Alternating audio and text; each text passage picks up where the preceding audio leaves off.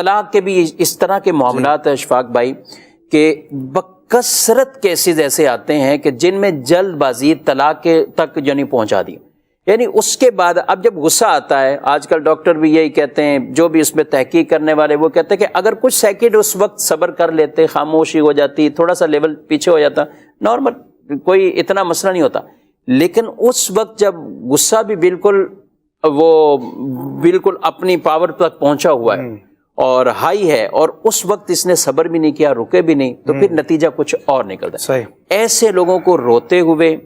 Family کے ساتھ دارالفتہ میں باقاعدہ آدھے یقین کریں جب وہ سنتے ہیں، اب ظاہر ہے جو حکم شریع وہ تو ان کو بتانا ہے کہ یہ ایسے، مفتی صاحب کا بھی دل جل رہا ہوتا ہے، بالکل ایسے افسوس ہو رہا ہوتا ہے بعض اوقات، چھوٹے چھوٹے بچے ان کے دیکھ کے، اور اب اس کے بعد جو یہ مسئلہ وہ پوچھ رہے ہوتے ہیں، اور بعض کے معاملہ کورٹ کچہریوں میں عدالتوں میں جاتے ہیں تو پھر وہ یہ جب پوچھتے ہیں کہ اب یہ بچہ کدھر رہے گا اور یہ کدھر رہے گا، ان کی عمروں کا تعین بھی، یہ 7 سال کا ہے تو یہ 7 سال تک یوں رہنا ہے، پھر ادھر رہنا ہے، یعنی سوچتے نہیں ہیں کہ ان بچوں کی ہم نے زندگیاں آگے کیا کر دیں۔ ان بچوں نے جن کو ابھی ماں باپ کا پیار چاہیے اور ابھی ان کو تربیت کی ضرورت ہے، سب چیزوں کی ضرورت ہے، اور ماں باپ اپنی تھوڑی سی جلد بازی یا اپنی کوئی ایسی انا اور لڑائی جس کے اندر دونوں نے ایسا معاملہ کیا کہ طلاق تک جو ہے وہ نوبت پہنچ گئی، اس کے بعد باقاعدہ روتے ہیں، یقین کرو روتے ہیں، کہتے ہیں اب ہمارے لیے کوئی گنجائش ہو، ہم نے یہ کیا گنجائش کو بتائیں۔ اب طلاق کا معاملہ یہ ایسا، امام اہل سنت اعلی حضرت علیہ رحمہ نے فرمایا کہ طلاق جو ہے وہ ایک پتھر کی طرح اور نکاح ایک شیشے کی طرح، فرمایا یہ شیشہ ہے اور کوئی پتھر ہے، اور یہ اب چھوڑ دیا تو شیشہ ٹوٹے گا نا، وہ یہ نہیں کہے گا کہ اس کا غلطی سے چھوٹ گیا، اس سے کم علمی کی وجہ سے یہ پتھر چھوٹ گیا، اس نے مضبوطی سے پکڑا نہیں تھا تو اس لیے پتھر چھوٹ گیا، وہ شیشہ ٹوٹ جائے گا۔ فرمایا یہ تمہارا عقد نکاح اس شیشے کی مثل ہے، اور اس پر جب طلاق والا وہ پتھر آ گیا تو اس نے ٹوٹنا ہی ٹوٹنا، پتھر شیشے کو لگے یا شیشہ پتھر کو لگے، دونوں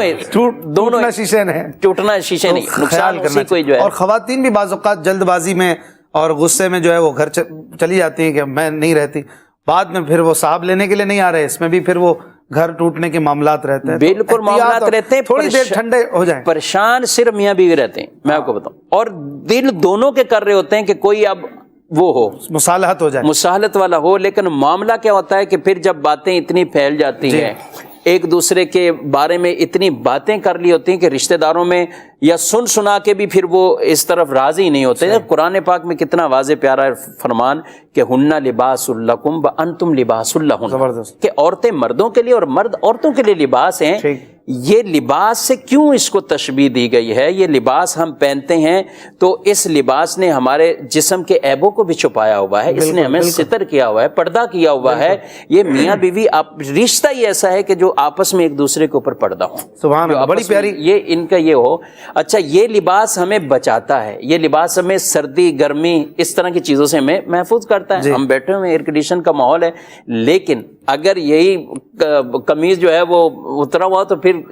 ٹھنڈک لگے گی۔ اچھا سردی ہے گرمی ہے کوئی بھی، تو اس کے مطابق آدمی لباس کا استعمال کرتا ہے کہ لباس